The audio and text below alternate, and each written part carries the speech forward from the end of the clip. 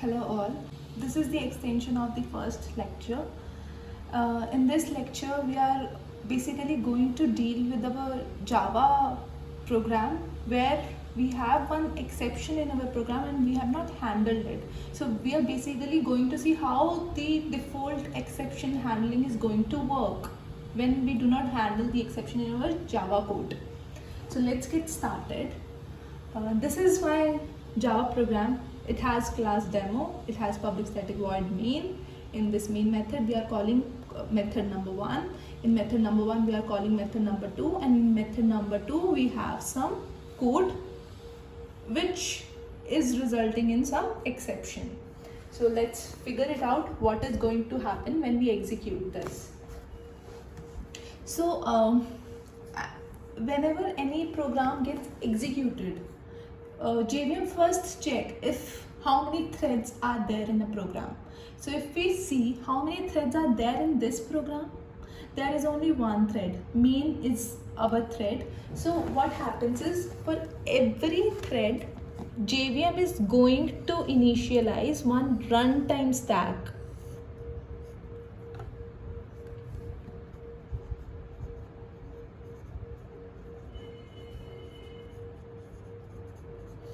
And we'll put that thread in this stack. Now JVM has put the main thread in this runtime stack which it has initialized for this thread. Now after this main thread, the control goes to the call method 1. So JVM is going to put this method here.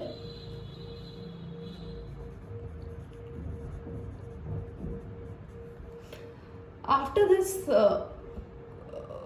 this call method 1, the control will go to the call method 2.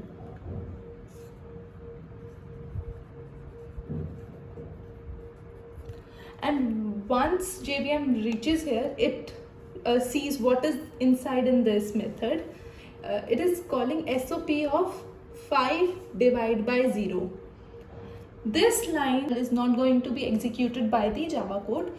This line for sure is going to throw some exception. So what will happen now? Whatever the method which is responsible for throwing the exception, what that method will do, this method will create one exception object. It will create one exception object. Now what this object will hold, it will hold the name of the exception,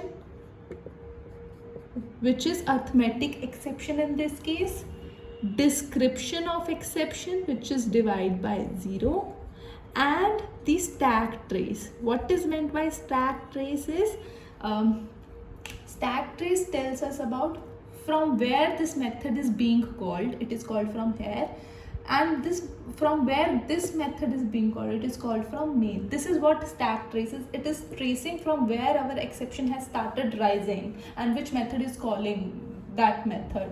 So this is stack trace. Now what will happen, this line will definitely going to throw an exception. So JVM will check who is responsible, which method is responsible for this line, like this line is written in which method. JVM will check, okay, it is written in call method 2. Call method 2 method will be responsible for creating one exception object which will contain the name of the exception, description of the exception, and the stack trace. And this method will hand it to JVM. It will say, hey JVM, let's hold this object. I have created it for you. Now I have no responsibility.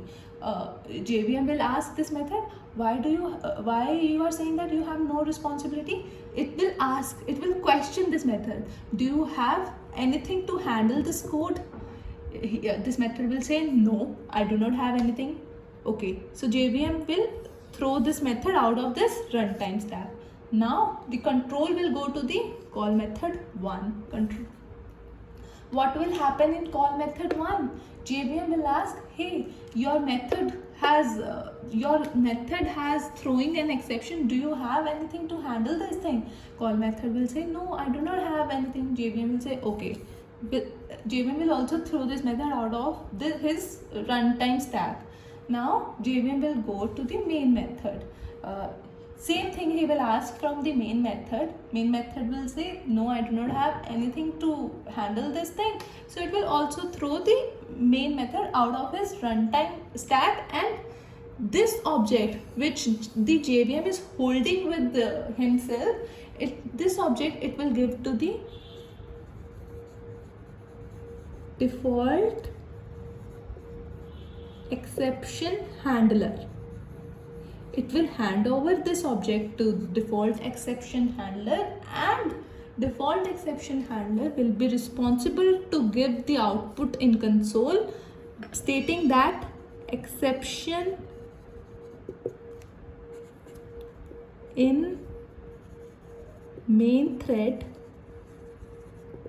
name of the exception, description of the exception, and stack trace of the exception at demo call method 2 line number this, at demo call method 1 line number this, at demo main.